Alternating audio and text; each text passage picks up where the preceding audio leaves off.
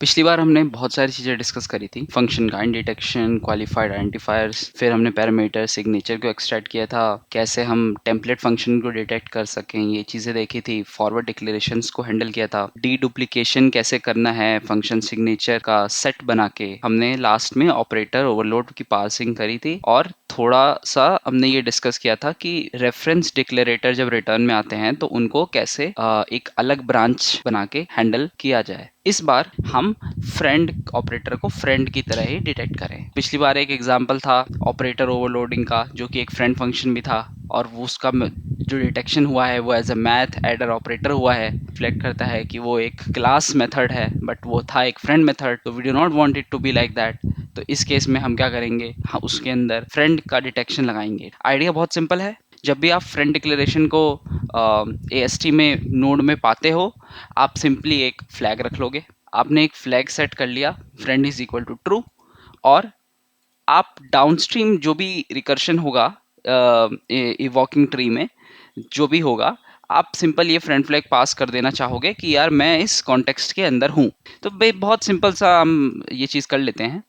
Then हम थोड़ा सा काइंड में मॉडिफिकेशन कर देते हैं कि यहाँ पे जो ऑपरेटर था वो एज अ ऑपरेटर ना था, वो फ्रेंड ऑपरेटर था। जब भी हम फ्रेंड को देखें तो उसको एज अ काइंड में फ्रेंड ऑपरेटर लिख देते हैं। इस इंफॉर्मेशन को हम अपने फुल्ली क्वालिफाइड नेम कंस्ट्रक्शन वाले फंक्शन में भी डाल देते हैं। जब भी फ्रेंड आएगा तो friend is not associated with the class, तो उस केस में आपको नेम स्पेस की एंट्री लेनी है और जो मोस्ट रिसेंट जो भी उसके पीछे क्लास था आपको वो हटा देना है, उसको रिफर नहीं करना है। तो बहुत सिंपल चेंजेस के साथ आप रन करते हो and then you can see that कि यहाँ पे जो हमारा ऑपरेटर है वो as a friend operated kind की तरह डिटेक्ट हुआ है, and it is a part of namespace math, it is not part of the class। तो नेक्स्ट हम ये देखते हैं कि कैसे हम एनोनिमस स्ट्रक्चर को पार्स कर सकते हैं। तो जैसा कि अभी आप देख रहे हो हमारे पास यहाँ पे दो टेस्ट केसेस अवेलेबल हैं। Both of these structs have one function foo(x) और boo(y). तो अभी टेस्टिंग के लिए क्या करते हैं हम कि बाकी जो कोड है ना जो रेलेवेंट नहीं है उसको हम एज यूजुअल डिलीट कर देते हैं। और आपको अगर याद हो तो हमने ये चीज़ को स्किप कर दिया था इन द बिगनिंग कि जब भी हमारा जो नोड टाइप है वो नेम्स पे डेफिनेशन नहीं आता और उसका नेम नोड नहीं होता तो हम उसको स्किप कर देंगे। तो जैसा कि अभी आप देख पा रहे हो जो इसका पेरेंट था उसके बहुत सारे चाइल्ड हैं and one of those child is identifier. ठीक है, तो बेसिकली इसका एक सिबलिंग नोड है। उस आइडेंटिफायर नोड में आप पाओगे कि इस फंक्शन का नेम मिल जाएगा आपको। ठीक है, तो आइडिया इज़ वेरी सिंपल। हम क्या करते हैं, हम एक फंक्शन लिख लेते हैं गेट एनोनिमस स्ट्रक्चर, जो ये नोड लेगा और हमें स्कोप का नाम ला के देगा। ठीक है, तो इस फंक्शन को डिफाइन करने के लिए हम सिंपल इसको एक्सट्रैक्ट आउट करके इसको इस तरीके से डिफाइन कर देते हैं। तो जब भी हम कोई नोड लेंगे हम उसका पेरेंट देखेंगे, अगर पेरेंट एग्जिस्ट करता है तो good, otherwise simply return none.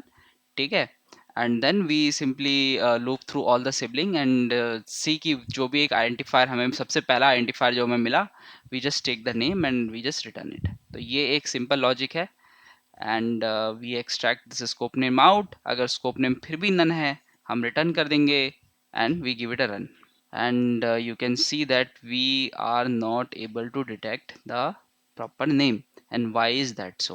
So you see that at line number 148 147 148 आप देख रहे हो कि स्कोप नेम को दोबारा रीअसाइन कर दे रहे हैं। तो वहाँ पे नेम नोड जो था वो नल था एंड तो हमने उसको दोबारा एनॉन से रिप्लेस कर दिया। तो यहाँ पे हमें लॉजिक लगाना होगा कि अगर हमारा स्कोप नेम ऑलरेडी बन चुका है then we do not want to do it again and we do the adjustment and now you can see कि टेस्ट स्ट्रक्ट टाइप जो है वो डिटेक्ट हो पा रहा है। We revert the code back, तो ओरिजिनल जो हमारा टेस्ट फाइल था हम उसको रिवर्ट कर लेते हैं and we run it on larger set and you can see that we are able to detect foo(x) और boo(y) in their respective struct names. तो इसके बाद हम आउट ऑफ लाइन डेफिनेशन वाला देखते हैं।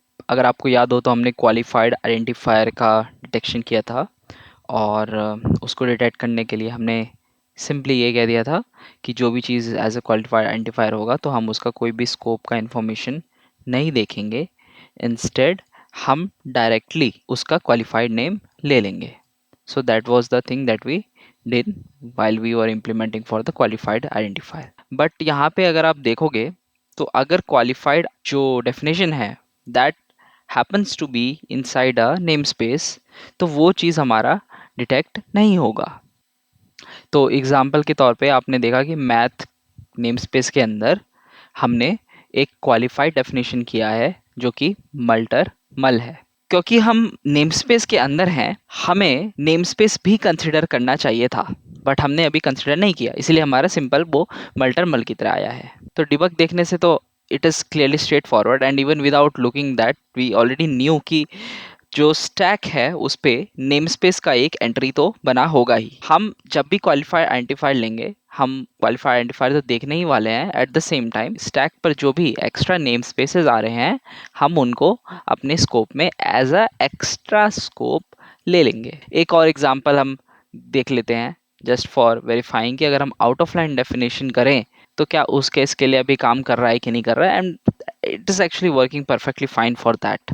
इसके बाद आगे बढ़ते हैं, एंड एक छोटी सी चीज़ हमारी बची रह गई, तो उसके लिए हम एक टेस्ट केस डाल देते हैं रिसोर्स का। और ये छोटी सी चीज़ क्या है, ये बेसिकली है डिस्ट्रक्टर। जैसे कि हमने कंस्ट्रक्टर का डेफिनेशन का हमने अलग से उसका टाइप जो है वो सीट और डिटेक्ट किया था, सिमिलरली हम चाहेंगे कि कंस्ट्रक्टर की जगह हम एक डिस्ट्रक्टर को डीटोर की तरह डिटेक्ट करें। अभी वो एज अ मेथड डिटेक्ट हो रहा है। जैसे कि आप डिबगिंग के टाइम देख रहे हो कि डिस्ट्रक्टर के लिए जो नोड का टाइप है वो एक डिस्ट्रक्टर नेम हो जाता है डायरेक्टली, तो that makes things very very simple for us.